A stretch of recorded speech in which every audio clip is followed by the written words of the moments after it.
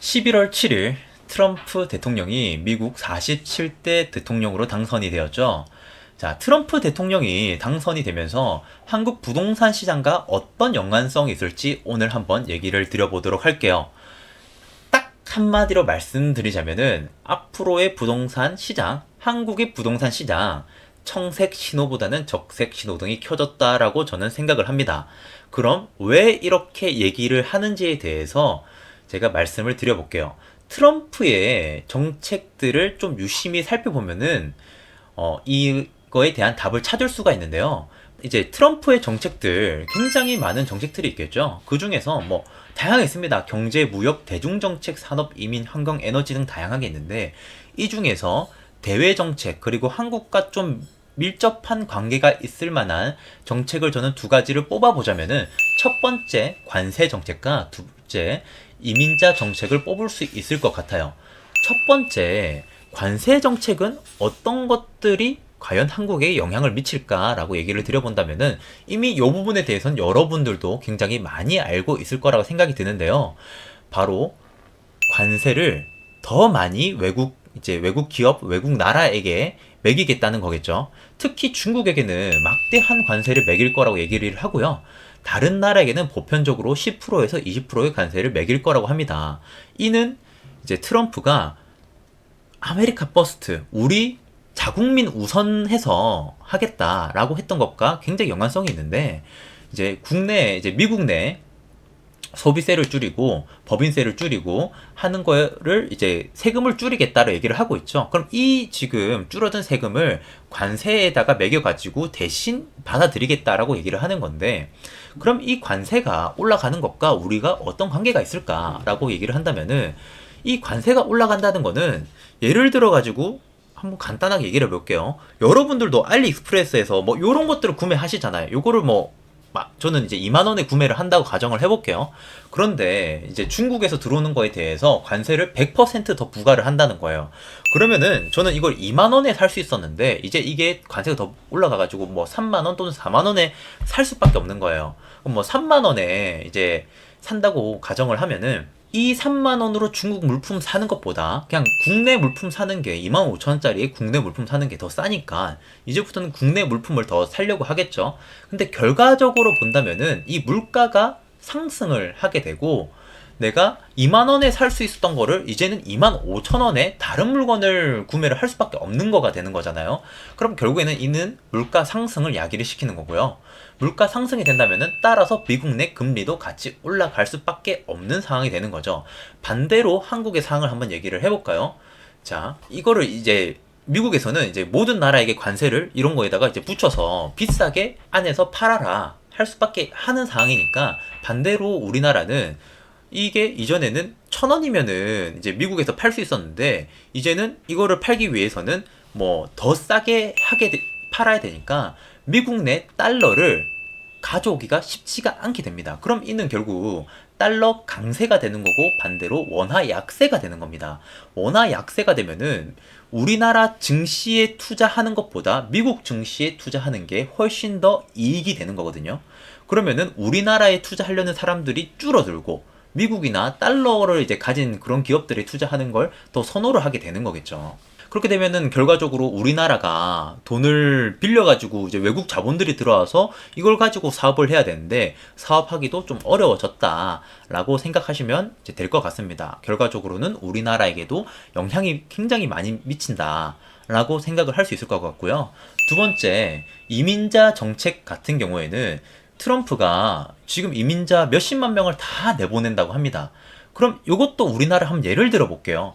지금 농촌에 가가지고 뭐 10만 원 주면은 몽골 친구들이 와서, 떡대 좋은 몽골 친구들이 와서 사과를 다 딸 수 있어요. 그런데 이 몽골 친구들이 알고 봤더니 불법 이민자인 거야. 그래서 다 쫓아 내보냈어요. 그랬더니 이 농촌에서 일할 친구들이 없어진 겁니다.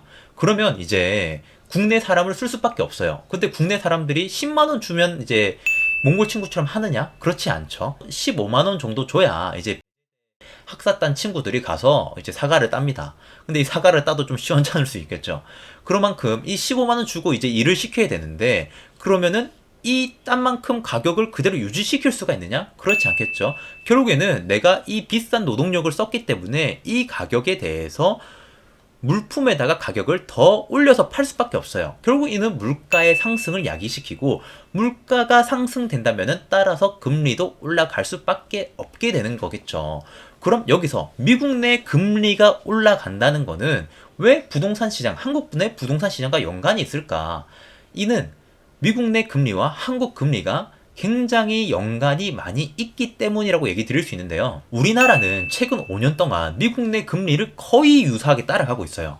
이는 우리나라의 한국 시장과 미국 시장이 굉장히 밀접한 관계가 있기 때문에 따라간다라고 얘기를 드릴 수 있을 것 같은데, 뭐 이걸 다 떠나가지고 미국 금리가 올라가면은 한국 금리도 비슷하게 따라가는 경향이 있다 정도로만 생각하시면 될 것 같습니다.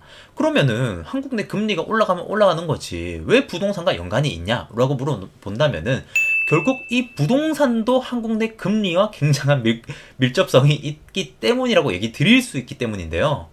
이 부동산이라는 거는 내가 현금으로 다 살 수 있는 제약가 아니에요. 여러분들이 이 부동산, 집을 살 때 올리 현금만으로 이 집을 사나요? 아니죠. 대출을 통해서 집을 사게 됩니다. 그런데 이 금리라는 건 이자를 말하는 거잖아요. 그러면은 내가 예전에 1억짜리 집을 살 때 내 돈 4천만 원, 은행에서 6천만 원 빌려가지고 집을 사더라도 월 내는 이자가 뭐 10만 원, 그냥 이제 뭐 10만 원 정도라도 였다고 가정을 해볼게요. 10만 원만 주면 되는데 지금 이게 금리가 3배가 더 뛰어 올랐어요. 금리가 더 올라갔어요. 그럼 10만 원 주던 게 30만 원이 됐다는 거죠. 그러면 이거는 내가 예전에는 가만히 있으면 이제 충분히 낼 수 있었는데 20만 원이 더 오름으로써 내가 부업을 한다던가 아니면은 이거 내기 부담스러워, 더 싼 집으로 이사를 가야겠어 라고 생각하게 만들게 된다는 거죠. 반대로 내가 새로운 집으로 더 좋은 집을 이사 가려고 했다가도 이제는 이 금리가 올라감으로써 여보 우리 이제 집 이사 가는 거 좀 미루고 금리가 떨어지면 그때 한번 생각해 봅시다 라고 얘기를 하게 된다는 거죠. 결국에 이는 부동산을 살려고 이제 하는 매수세를 약화를 시키고 오히려 이제 가만히 있게 하는 뭐 횡보를 한다거나 집 가격이 떨어지는데 영향을 준다고 말씀드릴 수 있는 거죠. 결국 그러면은 이 부동산 시장이 좋지 않다라고 얘기 드릴 수 있는 겁니다. 결국에 이런 정책들이 한국 부동산 시장과도 이렇게 관련성이 있다라고 말씀드릴 수 있을 것 같고, 그럼 이 부동산 시장이 안 좋아지는 거에 대해서 우리는 어떠한 스탠스를 취해야 될까요? 첫 번째, 집 있는 사람과 두 번째, 집 없는 사람으로 나눌 수 있겠죠. 집 있으신 분들은 조금 더 허리띠를 졸라매고 금리가 떨어질 때까지 기다리거나 아니면 내가 뭐 투잡을 뛰고 또는 쓰리잡을 떼서 이 금리를 계속 낼 수 있는 상황을 또는 여유를 만드는 방법밖에는 없을 것 같아요. 그럼 무주택인 사람들은 어떤 스탠스를 취할 수 있을까요?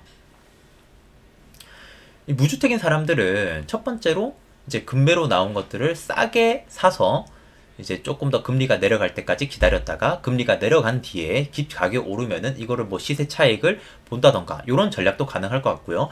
좀 더 현명한 매수자라면은 저 같으면은 부동산 경매를 통해서 훨씬 더 안전 마진을 확보를 하고 집을 매수할 수 있는 부동산 경매라는 거를 좀 이용해 볼 것 같아요. 그러면 이 부동산 경매에 대해서 어떻게 하면 되냐라고 물어보실 수도 있겠잖아요. 저희 채널에서는 부동산 경매에서도 굉장히 전문적으로 다루고 있고 이러한 영상들을 많이 업로드하고 있습니다.